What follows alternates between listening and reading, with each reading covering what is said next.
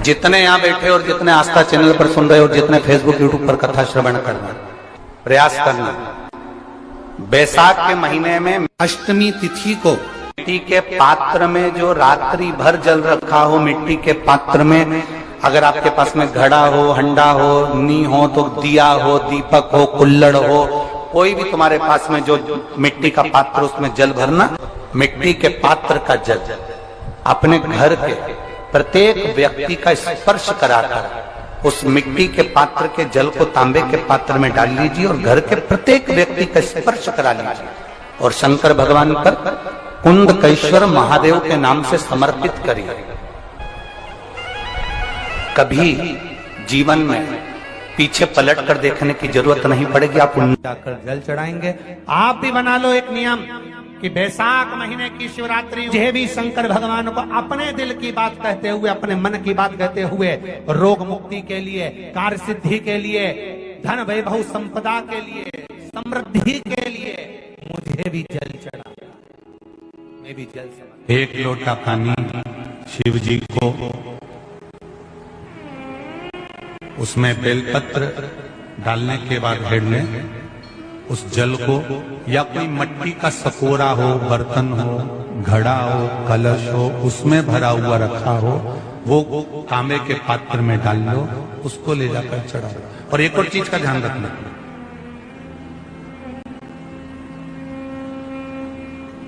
अगर असाध्य रोग, जैसे ऐसा रोग हो जो समाप्त नहीं हो रहा हो, कैंसर, किडनी, लीवर, या किसी का डायलिसिस चल रहा हो, या लीवर काम नहीं कर रहा हो, या शरीर की कोई हड्डी जुड़ नहीं रही हो, तो जो जल शिवजी को लोग चढ़ा रहे हैं वो जल को आचमन कर लेना।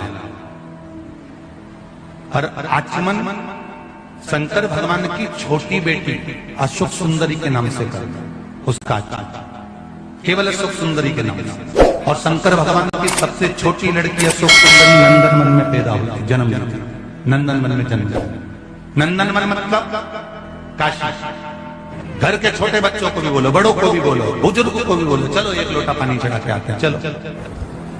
अगर कैंसर का रोग है, या किडनी, या लीवर, या बुखार, पेट से जुड़ा हुआ, सिर से जुड़ा हुआ, कंधे से जुड़ा हुआ, या घुटने से जुड़ा हुआ, या रीढ़ की हड्डी में कहीं पानी भरा गया हो, या कमर झुक रही हो, कोई भी रोग उधर से लेकर शरीर के अंदरूनी भाग का है और वो बेकार हो रहा है, तो बैसाख का महीना चल रहा है राकेश देवी जी, बैसाख का महीना चल रहा है। बैसाख के महीने की शिवरात्रि के दिन, बैसाख के महीने की जो शिवरात्रि आएगी, हर महीने शिवरात्रि आती है, तो बैसाख की जो शिवरात्रि है, इस शिवरात्रि के दिन सुबह 8 बजे से लेकर 11 बजे के बीच में एक लोटा पानी, उसमें थोड़ा सा बेल का फल मिल जाए, उस फल का थोड़ा सा भाग, या तो बेल का फल का अगर छिलका मिल जाए तो उसमें पानी भरकर तांबे के लोटे में डाल लो, या बेल का फल नहीं मिले तो बेलपत्री को लेके उसमें डुबो दो और डुबो के बेलपत्री को बाहर निकाल दो। वो पानी भगवान शंकर को शिवरात्रि के दिन, बैसाख महीने की जो शिवरात्रि है, बैसाख के महीने में प्रत्येक महीने शिवरात्रि आती है, बैसाख के महीने की शिवरात्रि के दिन सुबह 8 बजे से लेकर 11 बजे के बीच में शंकर भगवान को अपना रोग और बीमारी का लेकर शंकर भगवान को जल समर्पित कर आ जाओ। बाबा पर विश्वास रखकर चढ़ाना, धीरे धीरे ठीक हो जाओ। शिव के कृपा, भगवान शिव की सुबह के समय जाकर। और अगर बेलपत्री का पानी नहीं मिले तो मिट्टी के पात्र का पानी, आपको कथा में कहा, मिट्टी के पात्र का पानी, वो भी शंकर भगवान को समर्पित कर सकते। जल बैसाख के महीने में शंकर पर शीतल जल समर्पित कर देने से शरीर के रोग समाप्त हो जाते हैं और रोग टिकता नहीं। शीतल, और अगर शीतल जल का दर्शन करना हो तो कभी महाकालेश्वर अभियान, कभी आप लोग लाइव दर्शन करते हो महाकाल के, तो महाकाल के दर्शन करेंगे तो बैसाख महीने में 5-5 घड़े मिट्टी के महाकाल राजा के ऊपर बांध दिए जाते हैं। जल चढ़ाने के लिए। कभी आप लोग चकलेश्वर महादेव जाए मथुरा वृंदावन में गिरिराज की परिक्रमा, चकलेश्वर महादेव पे 5-5 मिट्टी के घड़े शिव जी के ऊपर बांध दिए जाते हैं। कभी काशी जाए तो वहां पर मिट्टी का घड़ा शिव जी के ऊपर रख दिया जाता है। क्यों?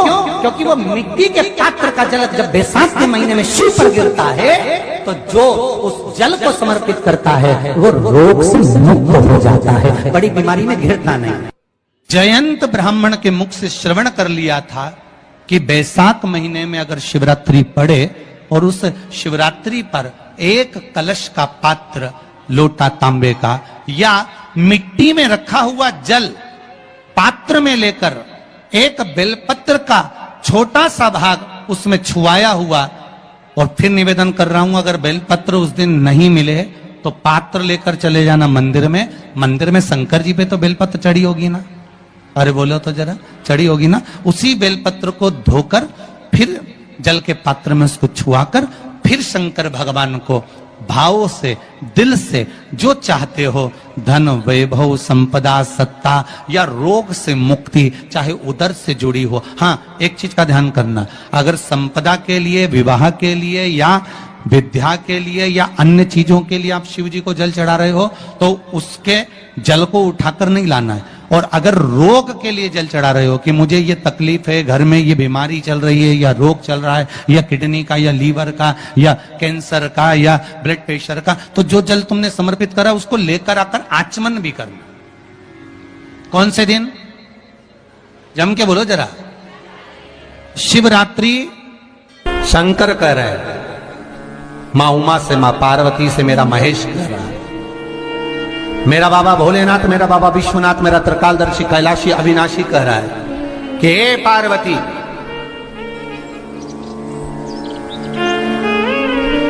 एक बीला, एक बेल जो मुझे समर्पित करता है और समर्पित करने के बाद उस बेल की महत्वता देखिए, जो बैसाख महीने में बाबा शंकर को जो चढ़ाया जाता है और 1000 अश्वमेध यज्ञ का पुण्य फल हम प्राप्त कर लेते, मात्र एक फल चढ़ाकर, मात्र एक फल चढ़ाकर। हे पार्वती,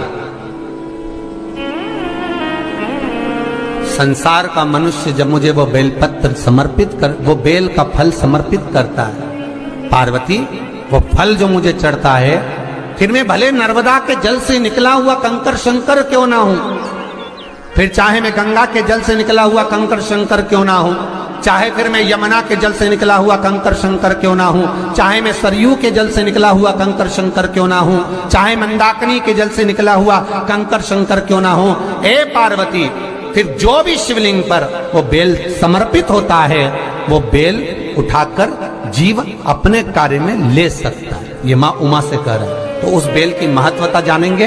अब अपन उस बेल को जानने के लिए वापिस स्कंद पुराण में चले तो स्कंद पुराण में लिखा हुआ है कि जो बेल बैसाख के महीने में शंकर को चढ़ाया जाता है वो बेल का फल उठाकर रख लिया जाता है। बैसाख के महीने में उस चढ़े हुए, बाकी का आपको बेल का फल खाना हो तो बात दूसरी, पर चढ़ा हुआ जो बेल का फल है वो पूरा बैसाख नहीं खाना। बैसाख के बाद में अगला जो महीना आए उस महीने के अंदर उस फल के अंदर का गुर्दा निकालकर उसको सुखा लीजिए और सुखाकर जिस व्यक्ति को पथरी की बीमारी हो और जिस व्यक्ति को पेट में बहुत भोजन पचता ही नहीं है, पूरा शरीर पाचन क्रिया बेकार हो गई, उस व्यक्ति को केवल 7 दिन तक शंकर पर चढ़ा हुआ वो बेलपत्र प्रदान कर दीजिए, पथरी भी बाहर और पाचन क्रिया भी ठीक, जिंदगी भर तकलीफ नहीं। उस बैसाख में उस फल की इतनी महत्वता बाबा भोलेनाथ स्कंद पुराण, लिंग पुराण, नर्मदा पुराण, पद्म पुराण के अंतर्गत, शिव महापुराण के अंतर्गत वर्णन कर, उसकी महत्वता है। वो बेल का फल साधारण नहीं हो सकता।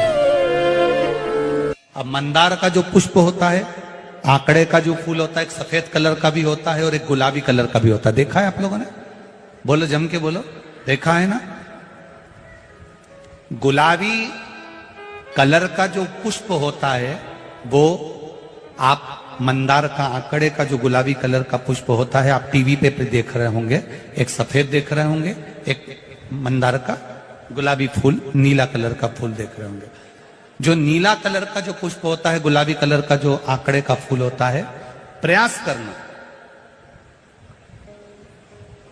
जब किसी विषम परिस्थिति में फंस गए, विषम परिस्थिति, जब आपको लग रहा है कि मुझे बहुत भय लग रहा है, कुछ बुरा होने वाला, आपको लग रहा है आज मेरी उल्टी आंख बहुत फड़क रही है, कुछ गड़बड़ होने वाला है, आपको लग रहा है मेरी सीधी आंख फड़क रही, कुछ गड़बड़ होने वाला है, तब केवल वो नीला जो गुलाबी पुष्प है मंदार का, उसको कहीं से लाकर शिवालय में अशोक सुंदरी वाली जगह पर स्पर्श कर कर शिवलिंग पर आप चढ़ा दीजिए।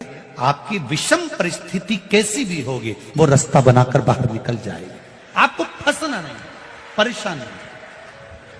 मंदार आकर सफेद आंकड़े का पुष्प भी भगवान शिव को समर्पित होकर, जैसे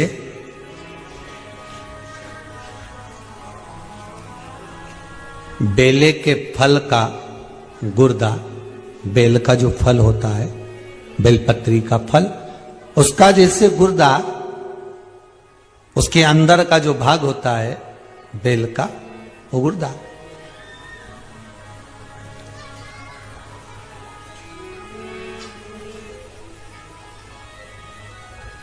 उसको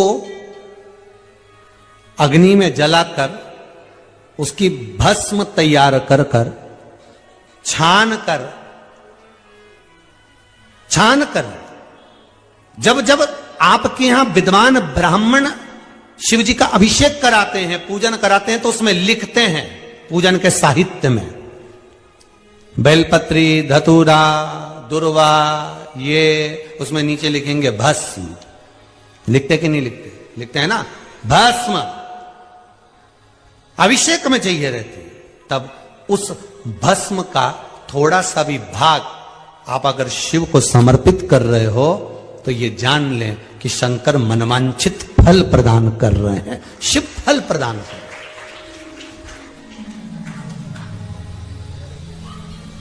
महाराज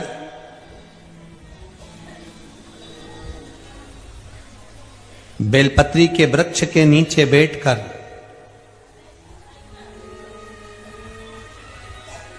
हाथ में एक बेलपत्र का पत्ता रखकर आप पंचाक्षर मंत्र नमः शिवाय, ओम नमः शिवाय या श्री शिवाय नमस्तुभ्यम या महामृत्युंजय मंत्र का स्मरण कर रहे हो, पर डंडी का भाग अपनी ओर, बेलपत्र की बीच वाली पत्ती का भाग बीच वाली उंगली की ओर रखकर अगर आप स्मरण कर रहे हैं और अपनी कामना कर कर बेलपत्री के वृक्ष के नीचे बैठकर उस पत्ते को सम्मुख रखकर बाबा से विनय कर कर एकांत में उस बेलपत्री के वृक्ष की छांव में, बेलपत्री के वृक्ष की छांव आप कामना कर कर उस पत्ते को शंकर भगवान के ऊपर समर्पित कर रहे हैं, तो ये जान कर रखें कि पार्वती और शिव का मिलन करवा रहे हैं और अपनी मनवांछित फल कामना पूर्ण करवा रहे हैं। क्योंकि शिव और पार्वती का जब मिलन होता है, शंकर पार्वती जब एक दूसरे के सम्मुख में होते हैं, शिव और पार्वती जब एक दूसरे के सामने अपने बच्चों के कारण एक दूसरे के सम्मुख में आते हैं, तो उनके चेहरे पर प्रसन्नता का भाव आ जाता।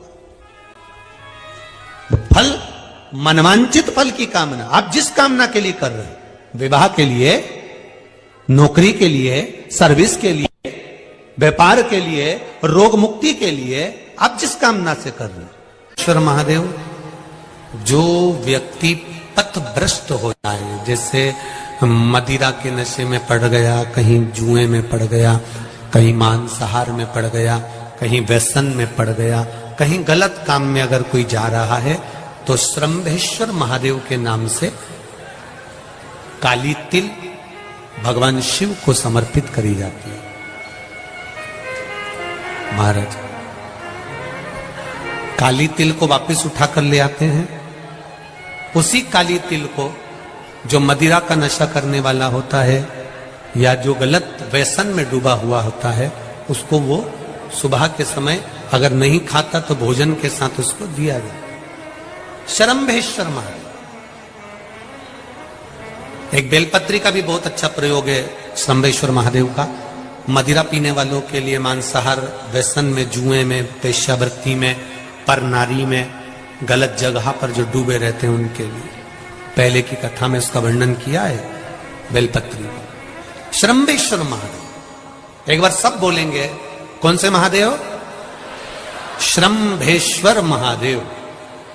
फिर जम के बोल लो एक बार, श्रम्भेश्वर महादेव। जब हमारे घर में क्रोध बढ़ता है या कोई गलत कार्य में जाने लगता है तो श्रम्भेश्वर महादेव का हमें शरणागति लेना चाहिए, श्रम्भेश्वर महादेव का पूजन करना चालू कर देना चाहिए। कई लोग कहते महाराज जी श्रम्भेश्वर महादेव का मंदिर कहां मिलेगा, हम कहां पूजन करने जाए? कहीं नहीं जाना, तुम्हारे घर के पास में जो शंकर जी का मंदिर है वहीं जाओ, उसी देवालय में, उसी मंदिर में जाओ, श्रम्भेश्वर महादेव के नाम से जल चढ़ाना प्रारंभ करेंगे। वो जल जो गलत संगत में पड़ा हुआ है उसका आचमन कराना प्रारंभ करेंगे, अपने आप उसकी धीरे धीरे बुद्धि सुधरना प्रारंभ हो जाएगी। ऐसा श्रम्भेश्वर महादेव का। साथ की शिवरात्रि आ रही है, छोड़ना मती, बेलपत्री का पत्ता जल में डालकर भले पत्ते को निकाल देना, और वो जल, जो रोग है, जो बीमारी है, संपदा नहीं आ रही हो, दुकान नहीं चल रही हो, व्यापार नहीं चल रहा हो, बच्चे चिड़चिड़े हो गए हो, क्रोध पड़ रहा हो, तो भी बाबा पर घर के प्रत्येक व्यक्ति एक लोटा जल जरूर चढ़ा के आना, शिव को नमन कर आना। ये मौका नहीं मिलता कि बैसाख महीने की शिवरात्रि यह भी शंकर भगवान को अपने दिल की बात कहते हुए, अपने मन की बात कहते हुए, रोग मुक्ति के लिए, कार्य सिद्धि के लिए, धन वैभव संपदा के लिए, समृद्धि के लिए मुझे भी जल चढ़ा, मैं भी जल चढ़ा। एक लोटा पानी शिव जी को, उसमें बेलपत्र डालने के बाद हेड में उस जल को, या कोई मिट्टी का सकोरा हो, बर्तन हो, घड़ा हो, कलश हो, उसमें भरा हुआ रखा हो, वो तांबे के पात्र में डाल लो, उसको ले जाकर चढ़ा दो। और एक और चीज का ध्यान रखना,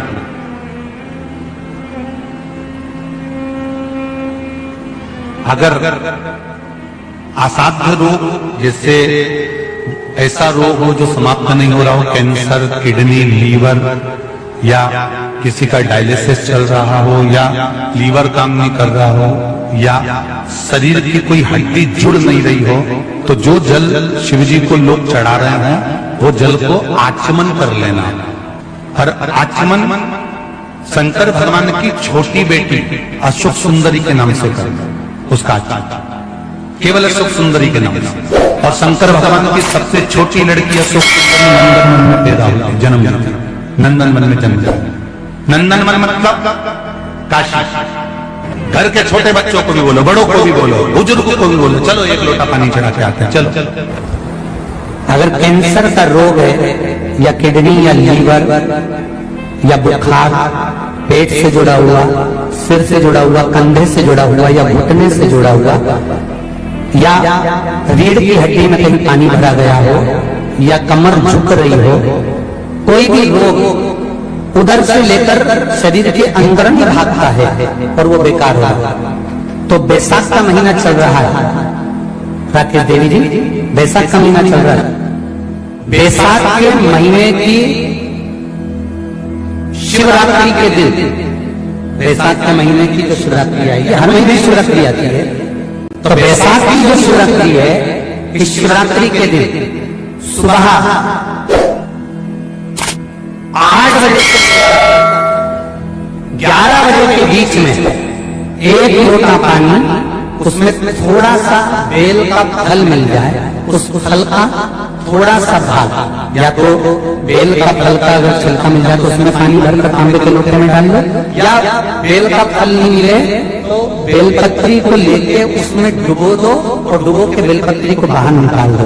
वो पानी भगवान शंकर को शिवरात्रि के दिन, बैसाख महीने की जो शिवरात्रि है, बैसाख के महीने में प्रत्येक महीने शिवरात्रि आती है, बैसाख के महीने की शिवरात्रि के दिन सुबह 8 बजे से लेकर 11 बजे के बीच में शंकर भगवान को अपना रोग और बीमारी, शंकर भगवान को जल समर्पित कर भावा पर विश्वास कर भगवान शिव की सुबह के समय जाकर। और अगर बेलपत्री का पानी नहीं मिले तो मिट्टी के पात्र का पानी, आपको पता नहीं कहा, मिट्टी के पात्र का पानी वो भी शंकर भगवान को समर्पित कर सकते। जल बैसाख के महीने में शंकर पर शीतल जल समर्पित कर देने से शरीर के रोग समाप्त हो जाते हैं और रोग दिखता नहीं। शीतल,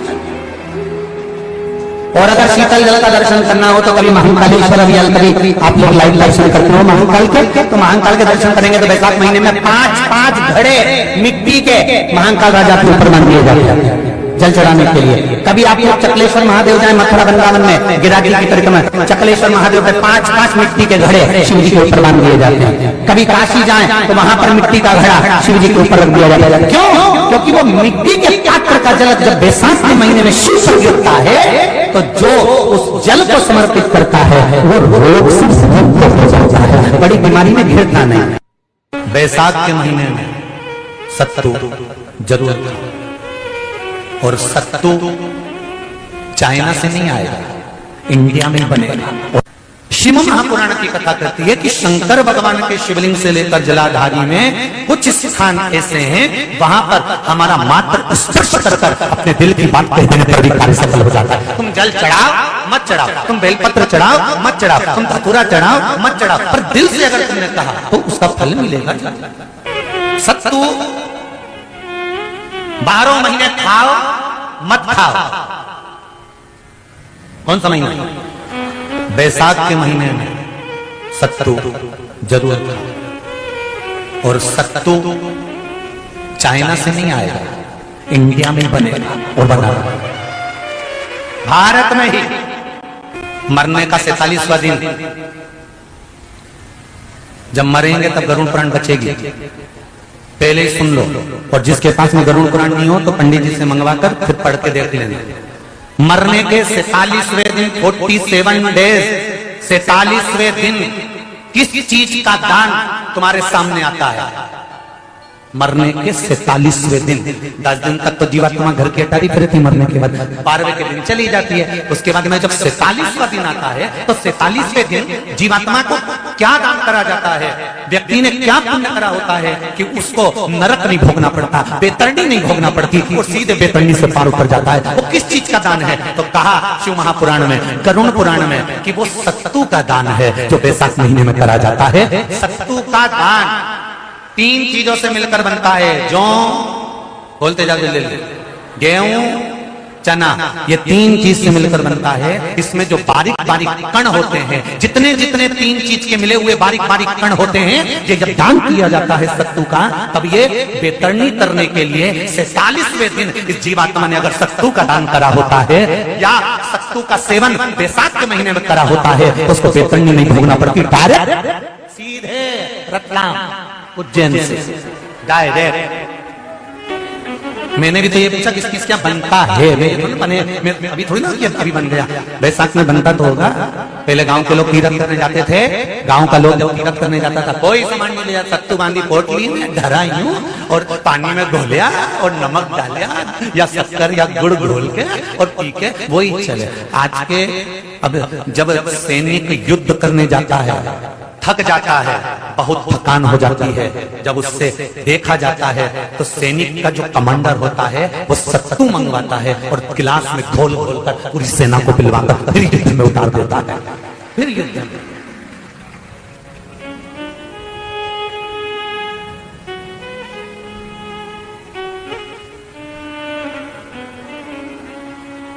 साधारण नहीं है महाराज। सत्तू में जितने बारीक बारीक कण होते हैं, जितने बारीक बारीक कण, अब तुम्हें काम करना, अभी जब फ्री हो तो कागज पे रख के सत्तू का एक कण गिनना, 1 2 3 बारीक बारीक गिनते रहना जरा। तो तुम्हारा क्या जाए गिनने में? भगवान कृष्ण के हाथ में पट्टी बंधी थी तो उनने भी तो रुक्मणी को गिनने को दिया था, जरा गिन तो जरा इसमें कितने धागे हैं। रुक्मणी जी ने कहा इसमें 9,999 धागे हैं। भगवान ने कहा बस यही 9,999 मुझे द्रौपदी को वापिस लौटाना है। गिनती लगा लो, अभी अभी लगा लो, ऊपर तो भगवान गिन के बता ही देगा कि तुमने जो सत्तू दान करा था, तुमने जो सत्तू खाया था, तुमने जो सत्तू भगवान को दिया था, सत्तू का लड्डू बनाकर तुमने बैसाख महीने में भगवान की जो पूजन करी थी, तो अमावस्या के दिन, पूर्णिमा के दिन या अक्षय तृतीया के दिन तुमने जो सत्तू दिया था, भगवान तो गिनती बता देगा कि सत्तू में कितना कण था। और अगर नहीं बताए तो तुम आंदोलन पे बैठ जाओगे कि हमें बताओ पहले हमने कितना सत्तू दिया था, उसमें कितने कण थे, बताना पड़ा।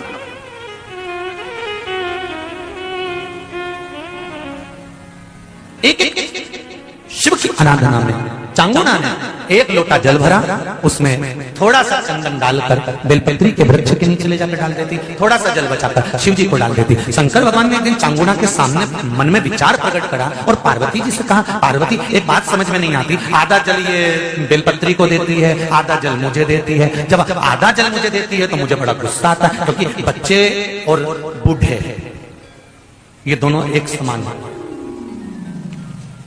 बच्चों को थोड़ा सा भी उसकी सामग्री में से, उसकी चॉइस की चीज में से तोड़ के अगर दूसरे को दे दिया तो बच्चा यूं फेंकेगा गोद जाके और मुंह फुला के बैठ जाएगा, नहीं खाऊं नहीं खाऊं। मां समझाए थारे ही भाई है रे, होगा नीचे मत को ऐसा भाई जो मेरा ही हिस्सा खा जाएगा, मुझे तो पूरा ही। फिर मां अंदर जाएगी, फ्रिज में से वापिस पूरा की पूरा आम निकाल के लाएगी और आम देगी, ये पूरा है, अब चक्कू से कटा नहीं, देख छोरा भी इतना है वाला, पूरा घुमा घुमा के देख लेगा।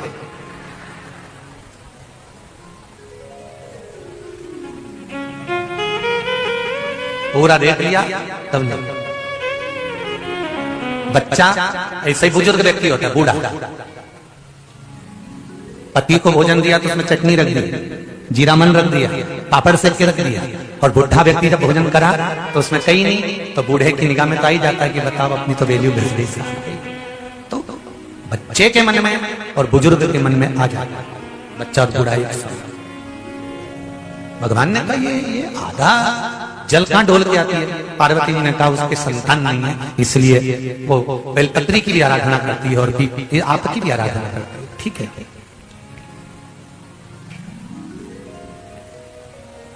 भगवान देवादिदेव महादेव ने देखा चांगुना ने बहुत सेवा कर ली। आज भगवान सुंदर एक संत का रूप धरकर चांगुना के दरवाजे पर पहुंच गए, अलग जगह। चांगुना दौड़ कर आई, बाबा जी आइए, क्या लाऊं मैं आपके लिए? भिक्षाम देहि, भिक्षाम देहि।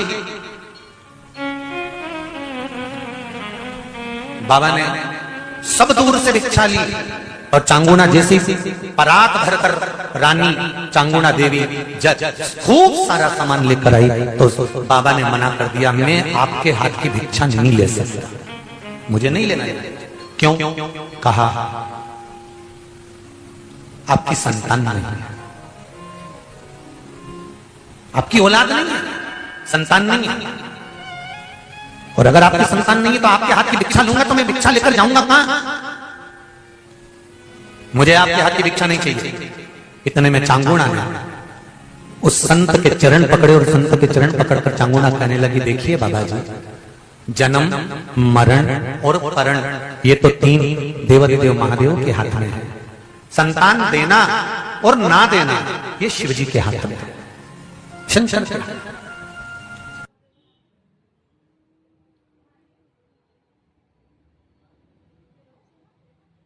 नमस्ते दोस्तों, हर हर महादेव। 24 अप्रैल वैशाख माह, अष्टमी तिथि, दिन शुक्रवार।